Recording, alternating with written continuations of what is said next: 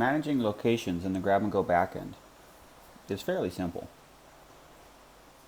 First, I'm going to show you how you can create a new location. You click on the plus sign. You can ignore this field that says customer ID. That's going to be removed in the future. Type in the name of the location. We'll call this test location 4. And if optionally, if you want to have a sign-up bonus, you can add a sign-up bonus, which we will make $2. Click on Submit, and the location is successfully created.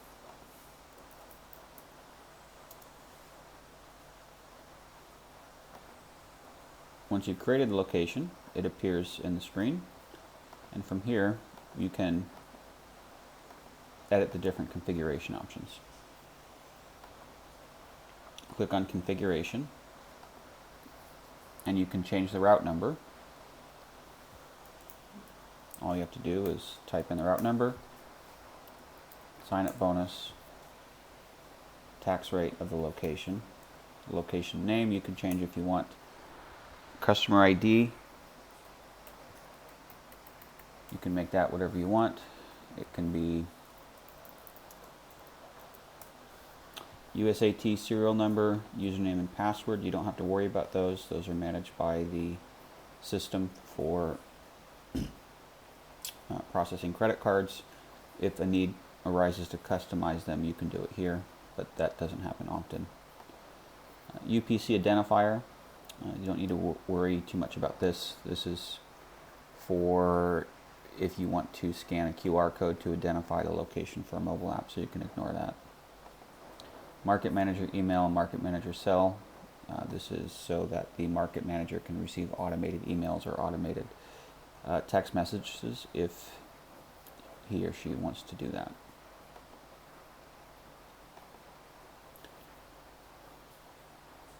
In the Grab and Go system, all inventory is managed based on planograms. To create a new planogram, you click on the plus sign, and then you type in a name of the planogram, and next. Store number is optional. We'll call it 12345.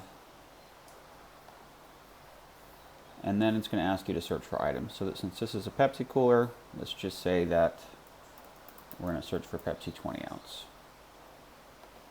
You add the items. Now if you wanted to, you could add more than one item.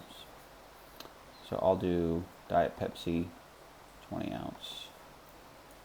And then let's just do Mountain Dew.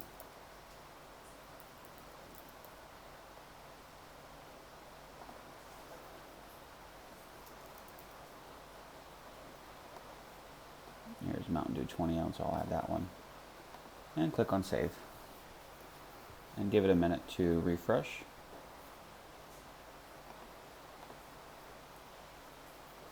And there it is.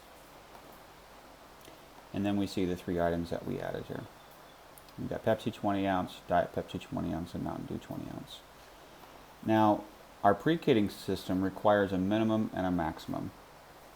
The minimum is the number of items that you want to be on the shelf before you call for a refill. So for example, if we were to set our minimum of 12 and our max for 24, what that means is that if the inventory falls to 12 or less, the pre-kitting system is going to ask for you to refill the difference between the max and the currently on the shelf inventory.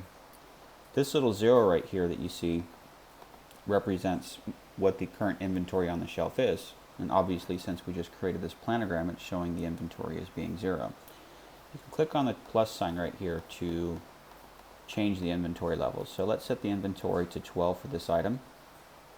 So what would happen is, when the on-the-shelf inventory reaches 12, like it is right now, the pre-kitting system is going to call for 12 additional Pepsis to be filled.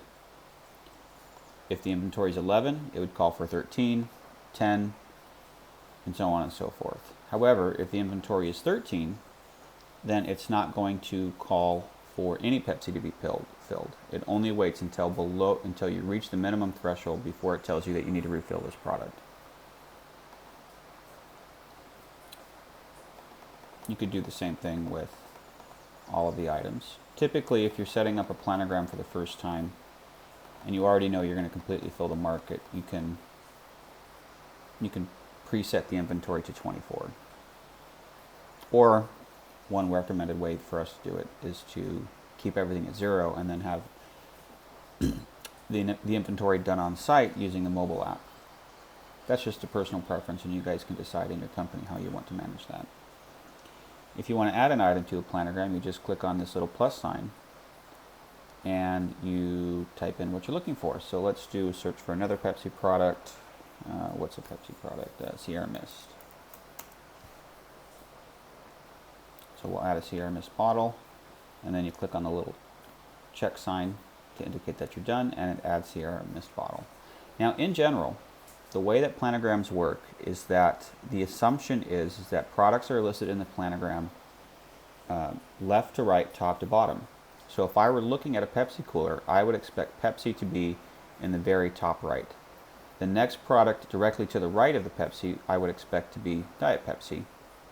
And if Pepsi and Diet Pepsi took up one entire row, I would expect Mountain Dew to be on the second row to the very left, and I would expect Sierra Mist to be the right of Mountain Dew. Having items in order is not essential but highly recommended. This saves time when the drivers are doing inventory if you have accurately ordered planograms.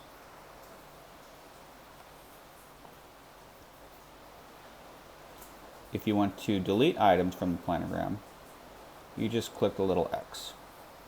And if you want to switch an item out, so let's say that Diet Pepsi isn't selling very well, and you want to change this to Fanta. I think Fanta's a Coke product. So Fanta Orange Can as an example. You just click on it, and now it becomes Fanta Orange Can. When you do that, the Diet Pepsi will still be available for sale within the market. However, it's never going to call for Diet Pepsi to be refilled. So once that inventory is depleted, the system will no longer tell you to refill it. It's completely removed, and instead it's going to tell you to fill it with Fanta Orange. You can control pricing by clicking on the Items tab. And when you click on the Items tab, you can see all of the items that you have for sale in this particular market. You've got the price, the barcode, and the taxable status. To change the price, you just click on it and type in the new price. And to change the taxable status, you can click on True. And on very rare occasions, you need to change the barcode, but we don't recommend that you change the barcode. We recommend that you add a new item. Refill days is an optional feature that you can use. Let's say that you're planning on servicing this market on 3 days a week, Monday, Wednesday, and Friday. You can optionally select Monday, Wednesday, and Friday. And this is just for convenience purposes for when you're creating pre-kits. So when you go to the Refills tab, instead of having to manually check each and every box of the locations you want to create pick slips for, you can go ahead and just select the day of the week. For demonstration purposes, I'm going to go back here to Inventory and Pepsi Cooler, and I'm going to set the inventory levels at the minimums.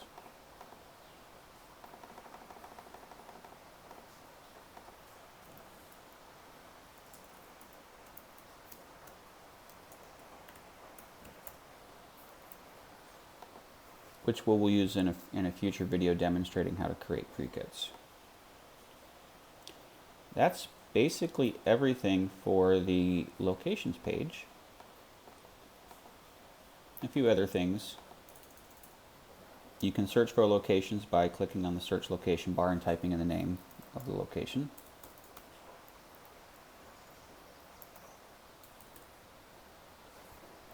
And that's it for locations management.